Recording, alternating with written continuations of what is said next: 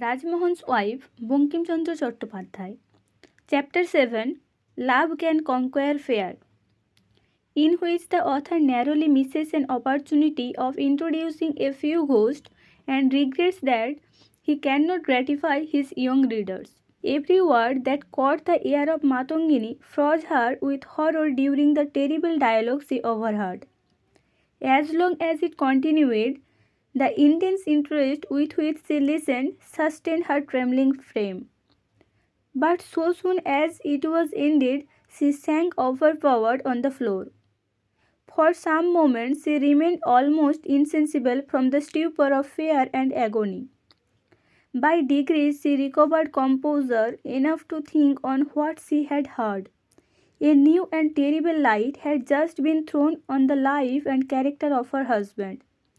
She had hitherto known him as a man of mad heart and brutal temper, but she recoiled with horror at the recollection that the accomplice of robbers, himself a robber perhaps, had hitherto enjoyed her innocent bosom. And the future? Was it in her power, now that her eyes were opened, to tear herself from his disgusting embraces? No, no, she was forever cursed. Such thoughts would rend her bosom at one moment.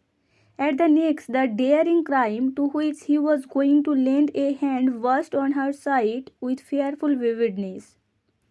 She trembled as she thought of this. And the victim of this horrible deed were to be her own Hemangini and her Madhav.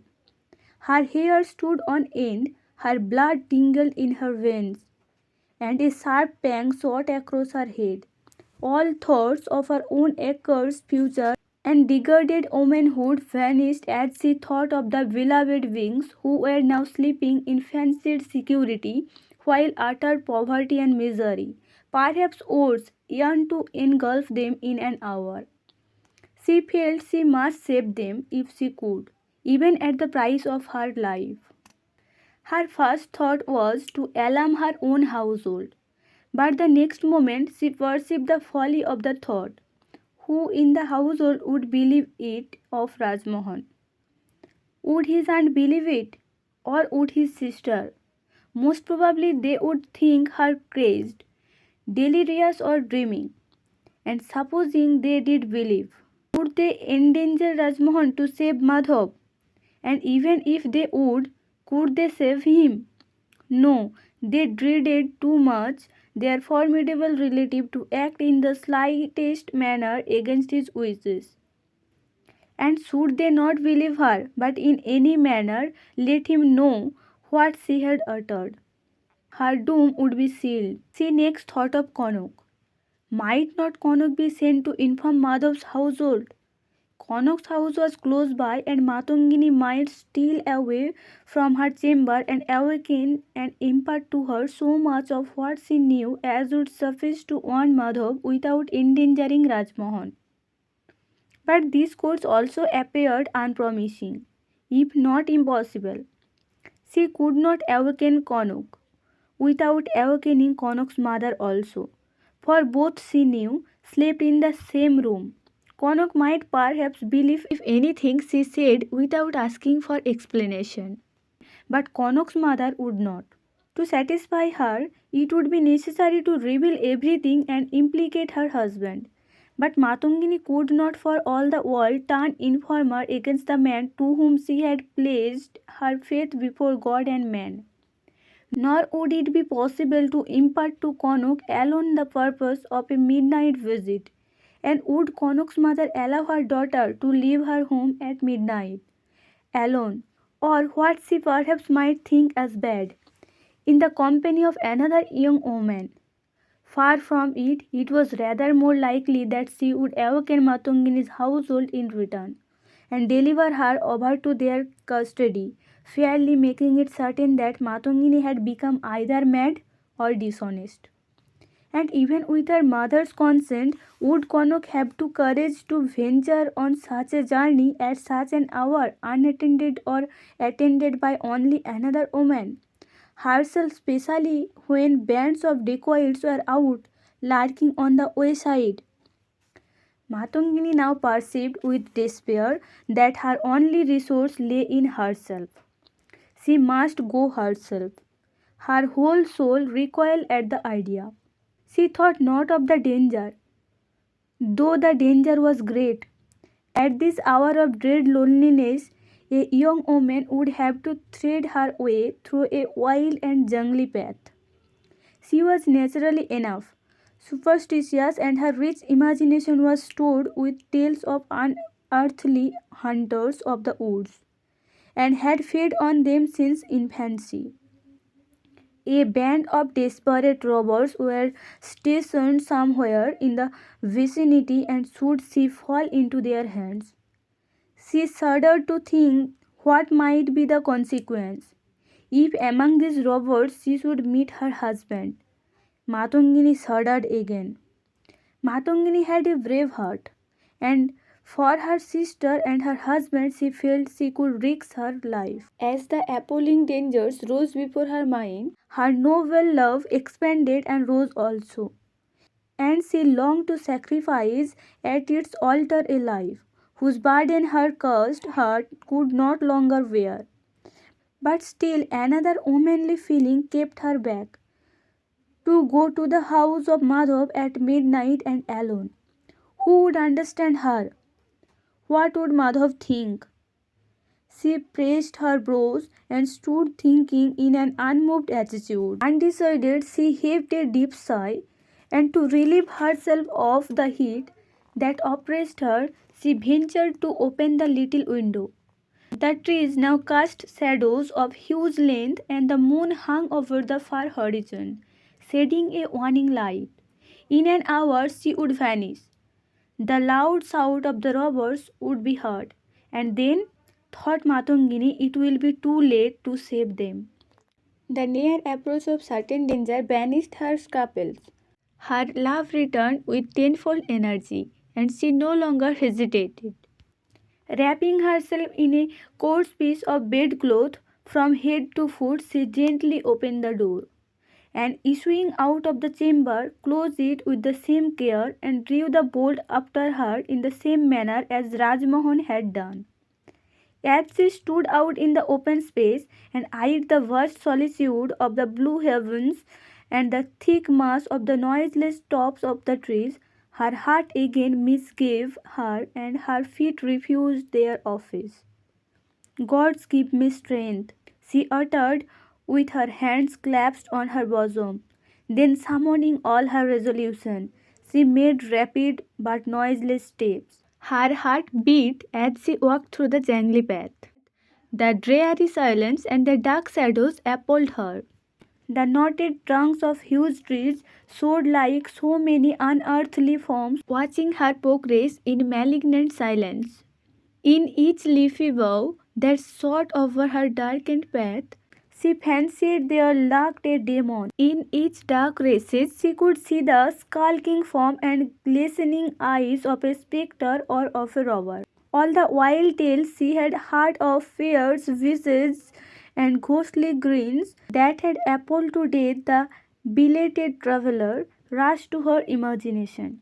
The light track of the falling leaf, the flapping wings of some frightened night bird as it changed its unseen seat among the dark branches, the slight rustle of crawling reptiles among the fallen leaves.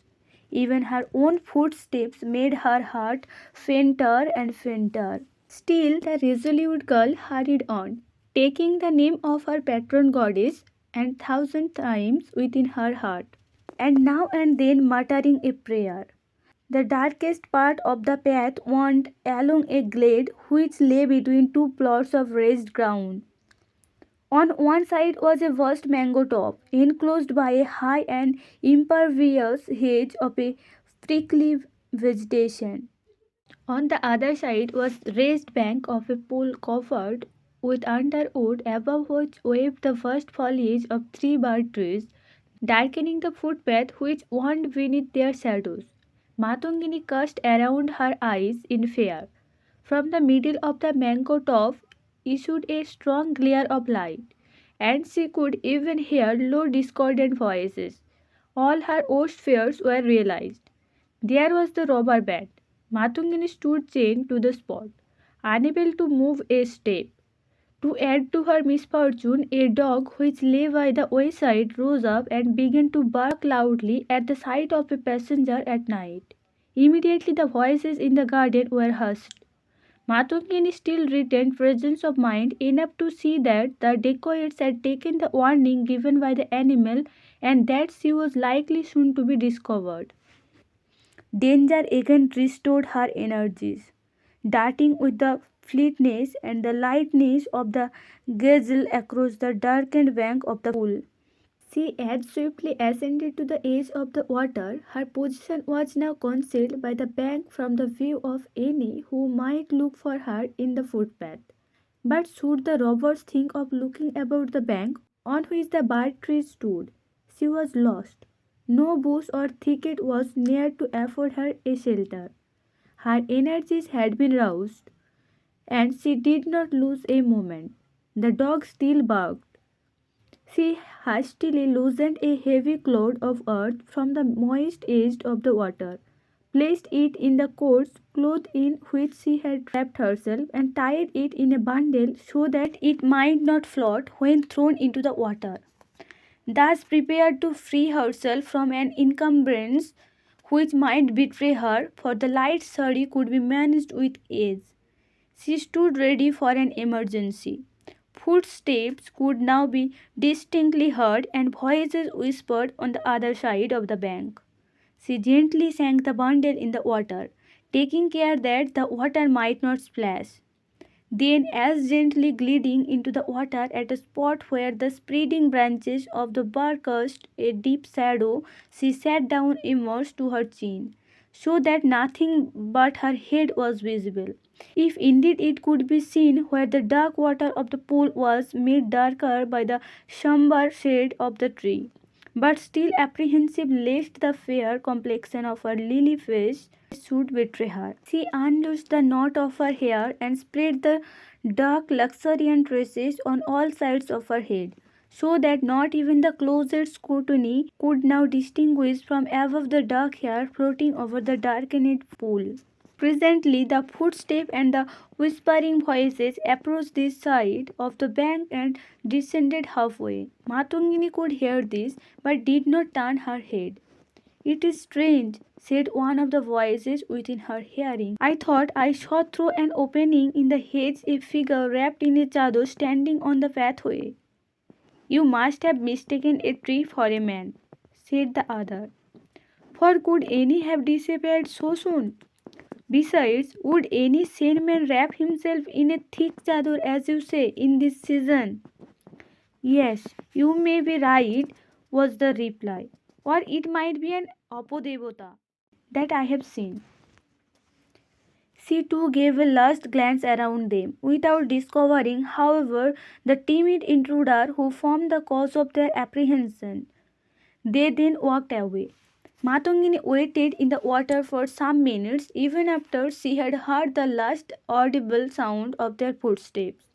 And when she thought they had regained the mango grove, she came out of her watery shelter and gently squeezed the water out of her sari.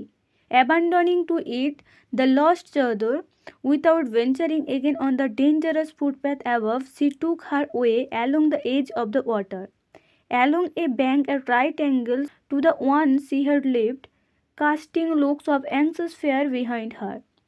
She knew well the footpaths here, for though so strictly forbidden the Madhumati, she had permission to resort to this piece of water for her daily ablutions.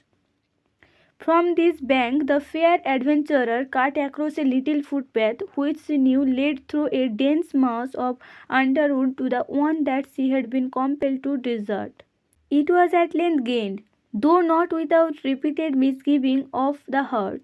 There she stood at a distance from the mango grove and the animal which had caused her so much trouble.